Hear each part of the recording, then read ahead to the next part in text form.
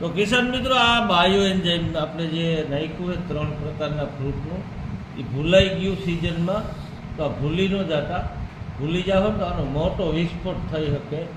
અત્યારે હું બીતા ઢાંકણું ખોલું હું, જોજો આની જે શક્તિ છે ને બહુ અઘરી છે. આ સીધો આપણે છે ને આમ ગણો તો આલ્કોહોલ બને છે, અને આલ્કોહોલની જે શક્તિ હોય એ તો દુર્લભ છે. અને આપણે મનુષ્ય પી શકે ને એ રીતે આપણે આને બનાવેલું છે. બધે ગરમ પાણી વાપરી અને કોઈ બેક્ટેરિયામાં જીવિત ન રહી એ રીતે આપણે બનાવેલું છે.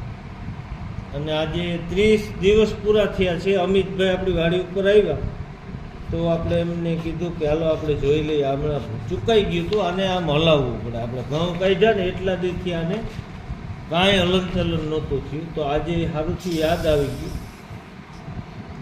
મોટા વિસ્ફોટથી આપણે બચી ગયા. આવું બાયો એન્ઝાઇમ જેની શક્તિ દુર્લભ છે, તો જરૂર અપનાવવું. જય હિન્દ, જય કિસાન.